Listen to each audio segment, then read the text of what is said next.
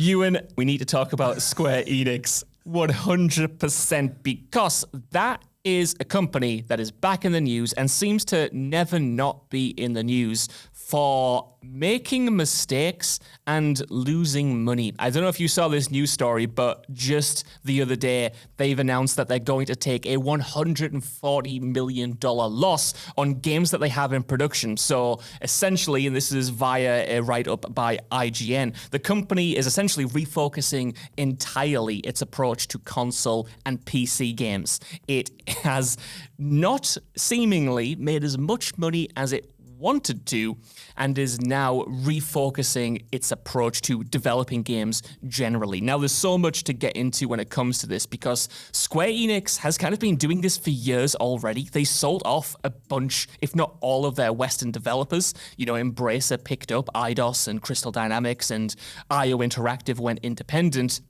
So they've kind of already really streamlined. They focus now primarily on big budget Final Fantasy games and a bunch of live services that die within about 6 to 18 months. And they are kind of useless with that stuff. But my question is, if they're writing off $140 million and they're trying to streamline even more, what does that mean, and where can they possibly even go from here? And more importantly, will this company ever be happy with any money they ever make? This is just ridiculous. Like, I feel like we've been watching the slow decimation of this business the last 5 years now, because obviously they were big on the NFT game for a wee bit, weren't they?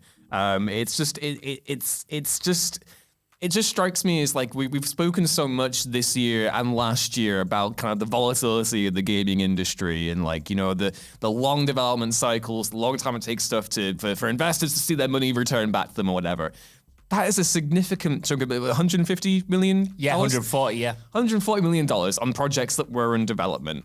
This, to me, is signaling a reshift in priorities. Do we know much about the projects that these were, or is it just a general vague thing? Because this could either, mean we're trying to move away from some of the live service aspects, or we're killing those games that weren't in that space to begin with, and we're going to double down on them even more. It's very weird. Yeah, that's what I guess we can try to pass now, because there's a kind of optimistic way to look at it, and that is that they've looked at releases, say, from this year, like Foam Stars, which were absolutely soul devoid, barren live service releases that were selling you skins for $30 a pop. And you know what? I actually thought the gameplay of Foam Stars was pretty good, but you jump into that store and it is absolutely ridiculous, and the player base dropped off immediately, according to reports from that. So you hope that the takeaway that they are taking away from all of these sales and all of these botched opportunities is moving away from that, moving away from games like Final Fantasy VII The First Soldier, which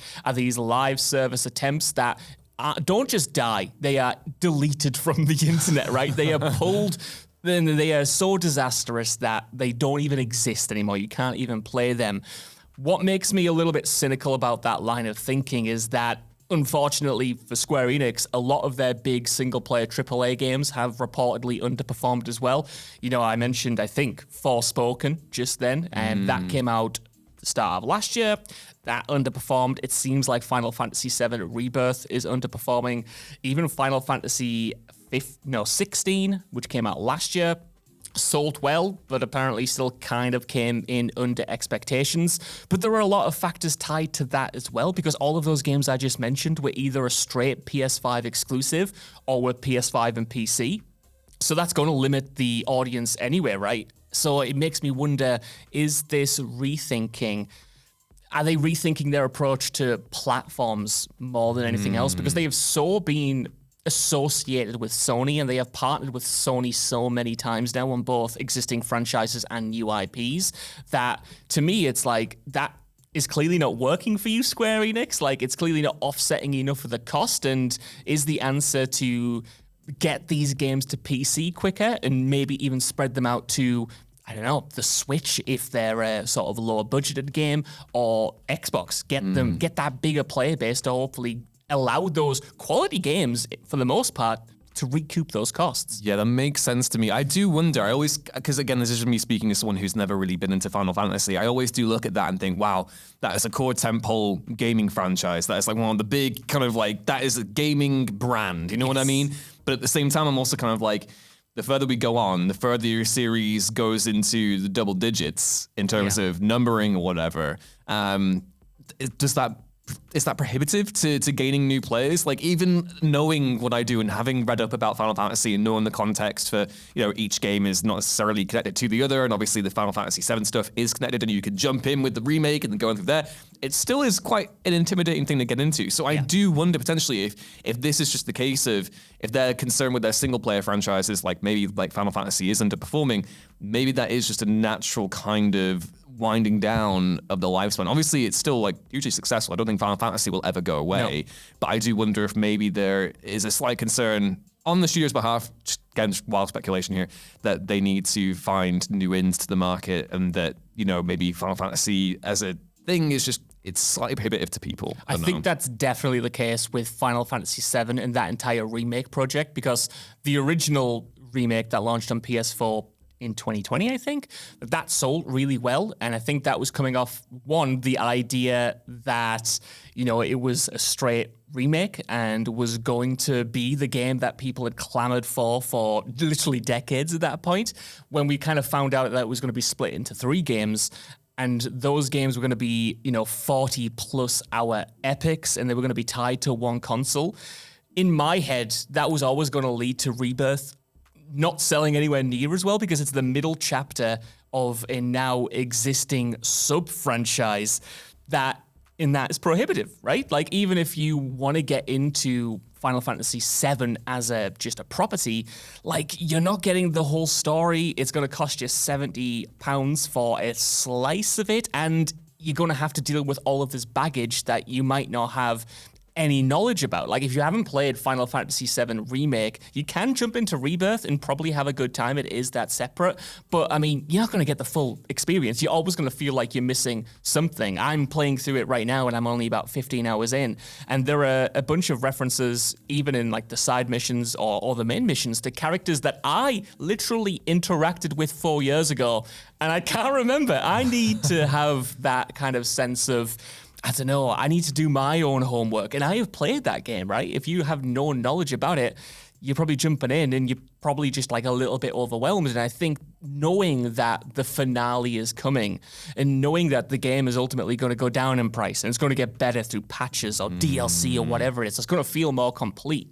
Why would you rush out to get a PS5 to play this epic exclusive title? Especially when the new consoles are on the horizon as well. Yeah. With general like low consumer confidence that we're discussing right now, isn't it? The idea of like how gaming has shifted into this thing where, the most loyal customers are kind of the most quote unquote poorly treated in terms of if you wait, you're going to get a better deal in terms of not just price, but in terms of how the game actually functions. So that's probably a fact that they're playing with as well. I'm curious because in terms of the franchises that Square Enix have to work with now, Final Fantasy is the biggest.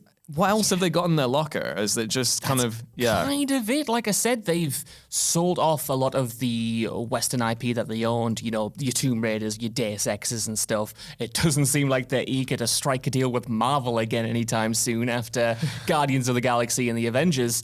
Even though the Guardians of the Galaxy game was really, really good. I need to play that still. I haven't played it. The bloody template going forward. Gameplay-wise wasn't amazing. Story and character-wise, really good, kind of worth jumping into. But yeah, they've kind of only got the Japanese side of their business, which obviously is huge. They have franchises associated with that. But I mean, their previous attempts to get a new IP off the ground, something like Forspoken, hasn't really worked. Doubling down on their core IPs like Final Fantasy hasn't really worked. We got Final Fantasy Stranger Than Paradise by, I want to say Team Ninja, always get them mixed up with Ninja Theory, the other year. Didn't sell very well, Like I said, Final Fantasy VII, The First Soldier, no one wanted a Battle Royale Final Fantasy, surprise, surprise. So that's what I worry about in terms of them narrowing even further. They've already done that. They've already tried to focus on a handful of IPs. Not to great success. So in my head, this restructuring is looking to new ideas, making, and I know it's virtually impossible because the brand is so entrenched right now, making the next Final Fantasy, making something new. Because as much as I love the 7 Remake project and even had a whale of a time with 16, like those games for me, they look gorgeous. You can tell they are opulent. They have millions and millions of dollars worth of resources pumped into them. But I don't personally think they're the best in class at anything they do in terms of story, in terms of combat, or in terms of exploration. You can get a version of Final Fantasy VII Rebirth from other developers with tighter mechanics, and I still really like that game. But I just think when I look at Square Enix, in terms of quality, they're not there with Ubisoft, but I can't remember the last time, for me personally, Square Enix gave me a 9 out of 10, gave me a 10 out of 10. And I think that is an issue because, like you said, there's that element of customer and consumer confidence, and I don't really have that from Square Enix because the games themselves need to smash through and be that best in class. better. Like, Final Fantasy is a prestige name. Like they need to Yeah. be the absolute best at what they do. And obviously those games are well received. But yeah, if they're not doing anything that other games aren't doing for less intimidating context, then that's going to be a long-time issue that they probably... So hopefully, fingers crossed, this isn't the nakedly bad business decision it sounds like on paper. No. And maybe they're realigning and hopefully will maybe continue to, because we don't want Square Enix to go away. No. But we would, it would be nice to have a healthier, happier Square Enix with more new things on the horizon. 100%. Yeah, absolutely. I want like these deals to bear fruit. I don't want them to abandon these single-player games that they have been pumping so much money into. I don't want them to take the wrong takeaways from these financial results, but I guess we'll bloody have to see. You never know with that company whatsoever, man.